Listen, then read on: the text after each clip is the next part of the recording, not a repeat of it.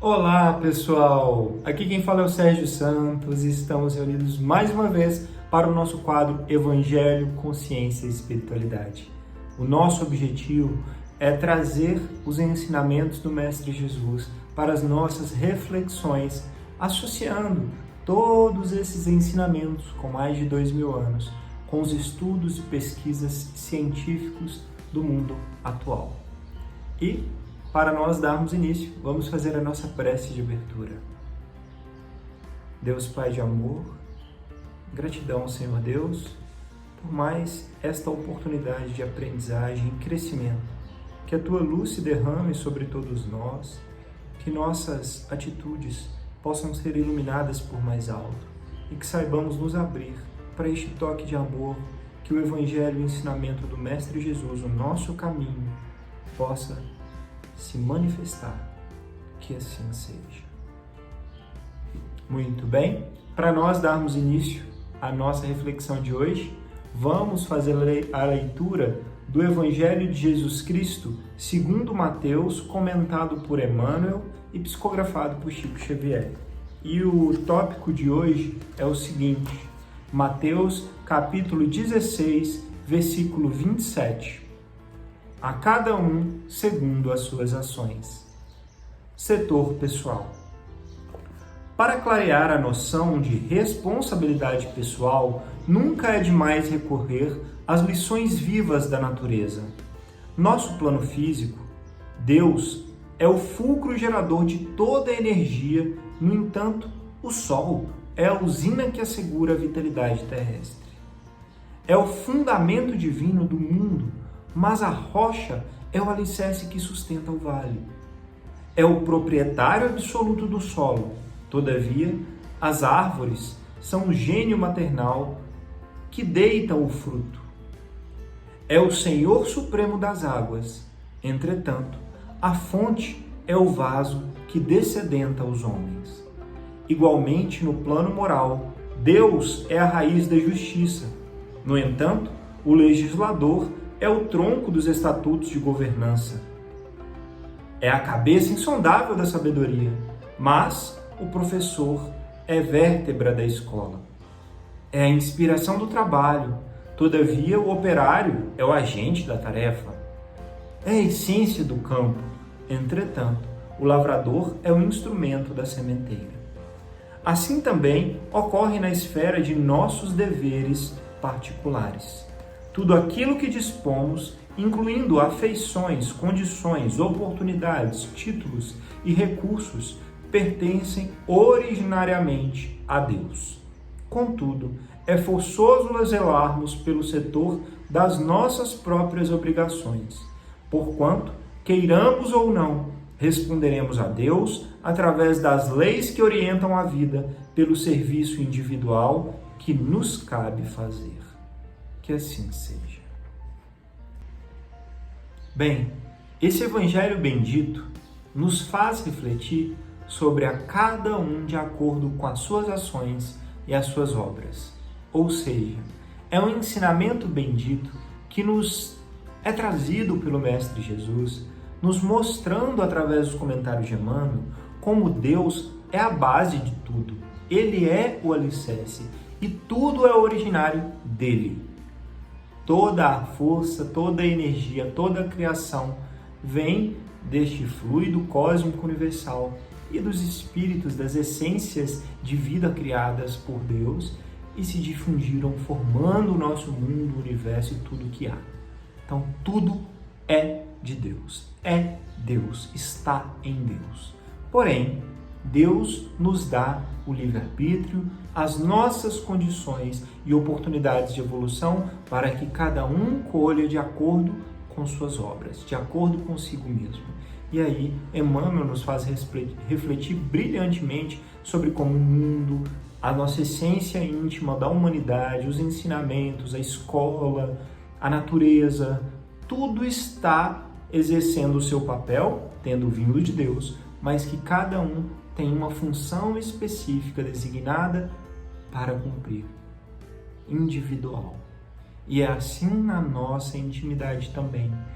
Nós temos a obrigação e o dever de cumprir aquilo que nós nos programamos para fazer e evoluir, mas somos parte e frutos de Deus. Agora, se nós vamos cumprir ou não os nossos deveres, se vamos buscar melhorar, crescer, evoluir, cumprir os chamados íntimos que a alma de cada um faz, a essência de cada um faz, aí já é nossa responsabilidade. Quanto mais atrasarmos, mais teremos que repetir as lições nessa escola bendita, né? Lembrando que todos vamos rumar a Deus, mas alguns podem ir mais rápido, outros mais lentos, de acordo com as tuas próprias obras.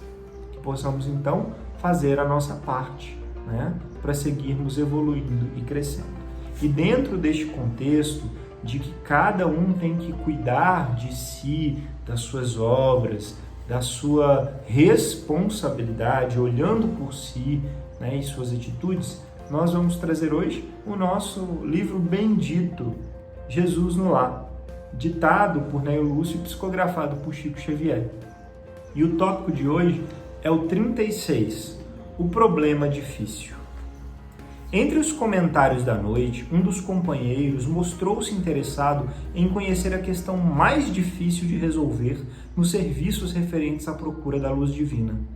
Em que setor da luta espiritual se colocaria o mais complicado problema?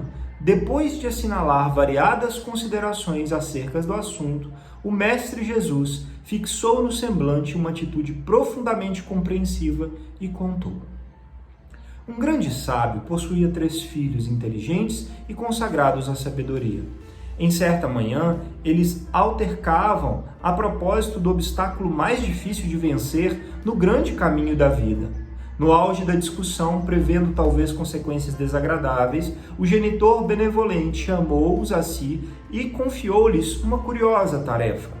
Iriam os 3 ao palácio do príncipe governante, conduzindo algumas dádivas que muito lhes honraria o espírito de cordialidade e gentileza. O primeiro seria o portador de um rico vaso de argila preciosa. O segundo levaria uma corça, que é rara. O terceiro transportaria um bolo primoroso da família.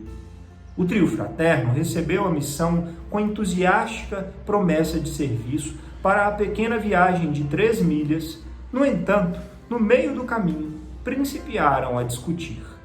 O depositário do vaso não concordou com a maneira pela qual o irmão puxava a corça delicada, e o responsável pelo animal dava instruções ao carregador do bolo a fim de que não tropeçasse, perdendo o manjar. Este último aconselhava o portador do vaso valioso para que não caísse. O pequeno séquito seguia, estrada afora, dificilmente, porquanto cada viajor permanecia atento às obrigações que diziam respeito aos outros, com observações acaloradas e incessantes. Em dado momento, o irmão que conduzia o animalzinho ouvida da própria tarefa, a fim de consertar a posição da peça de argila nos braços do companheiro, e o vaso, premiado pelas inquietações de ambos, escorrega de súbito para espatifar-se no cascalho poeirento.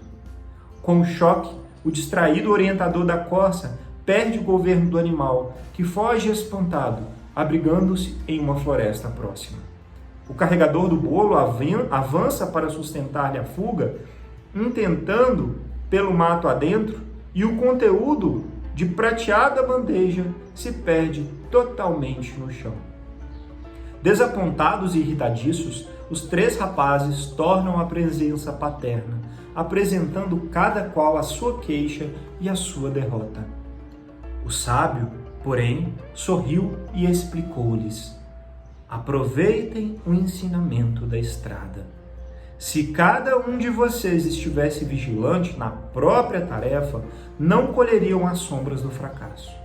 O mais intricado problema do mundo, meus filhos, é o de cada homem cuidar dos próprios negócios sem intrometer-se nas atividades alheias.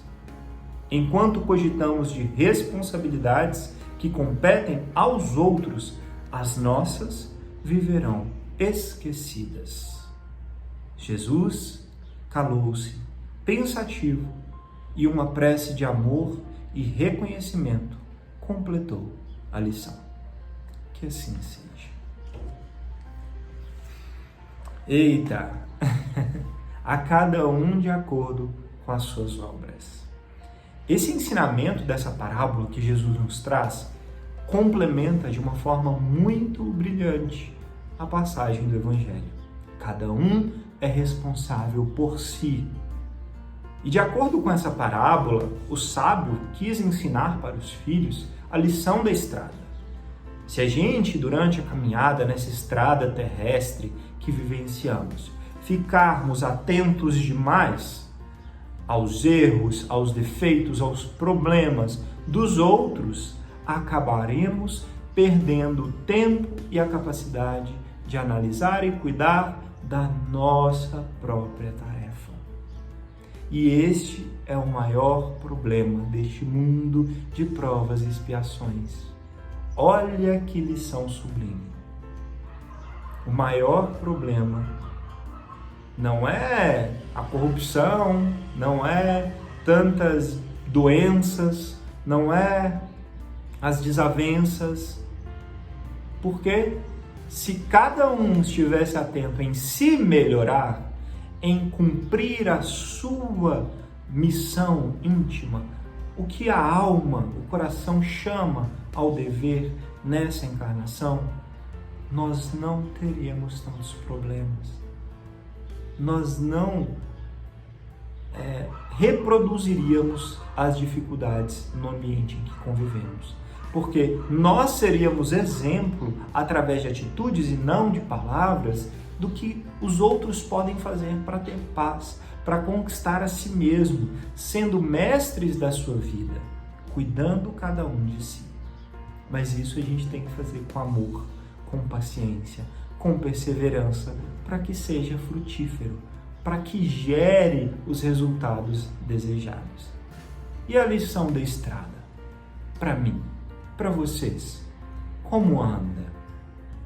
Nós andamos olhando demais para os erros e os tropeços dos outros, esquecendo de melhorar a nós mesmos, de cumprir a nossa missão.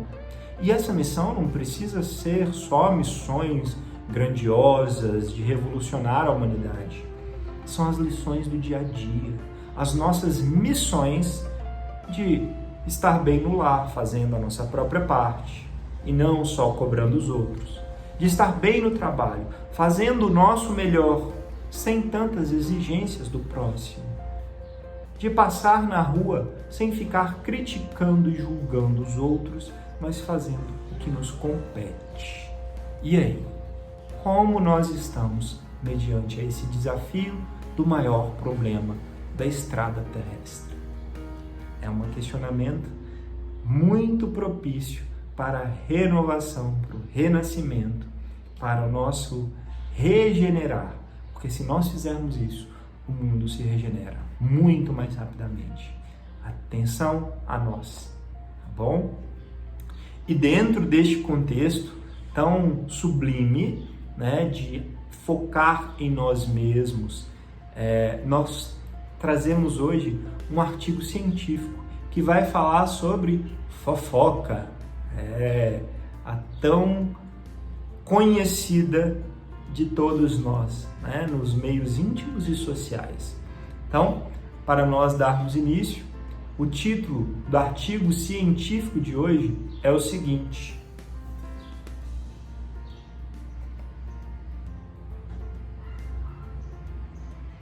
diferenças individuais nas atitudes em relação à fofoca. Esse artigo científico foi publicado no journal ou na revista que tem como título Personality and Individual Difference, que quer dizer de personalidades e diferenças individuais, no ano de 2005. E os autores são o Jordan A., o Littman e o Mark Pezzo, tá? E basicamente esse estudo científico ele faz 4 pesquisas diferentes em universidades onde eles levam questionamentos para validar os questionários de como avaliar o efeito da fofoca na vida das pessoas da comunidade. E, resumidamente, o que esse estudo nos aponta é que esses questionários são muito válidos e que, no final das contas, o efeito da fofoca na vida das pessoas é individual. Está muito relacionado com o íntimo, as características de cada um. Lembra do Evangelho? A cada um de acordo com as suas obras? Pois é, muitas pessoas que fazem fofoca negativa acabam tendo no seu íntimo coisas negativas. Pessoas que têm uma visão negativa de si falam mal dos outros. E a fofoca reflete a individualidade de cada um de acordo consigo mesmo, cada um focando no próprio caminho. E quando a gente externaliza coisas ruins, más de outras pessoas, ou seja, fofocas negativas, nós estamos externalizando quem nós somos, quem nós estamos sendo nessa nossa comunidade, na vida cotidiana do nosso planeta. Então, esse artigo científico, ele é muito um chamado, uma atenção. Vamos prestar atenção mais em nós mesmos e menos nos outros, como nos ensinou o Evangelho, porque aí nós só vamos falar quando tivermos certeza e vamos falar somente coisas boas. Se não for bom para os outros e se não tivermos certeza que é verdade, vamos nos calar, vamos cuidar da nossa própria vida. Que assim seja. E para a gente poder fazer esse encerramento, vamos fazer a nossa prece. Deus, Pai de amor e bondade, gratidão por esse Evangelho bendito que nos ensina, guia e ilumina. Que tenhamos a capacidade, Senhor, de nos autoavaliarmos e de sermos melhores, cumprindo a tarefa que nos cabe, nos abrindo a essa inspiração de mais alto. Que os anjos e mentores de luz recebam as graças de todo o bem que existe em Ti, ó Pai, e que possamos receber e nos abrir para esses ensinamentos. Que assim seja. Gratidão pela oportunidade de conversarmos mais uma vez. Namastê e até a próxima.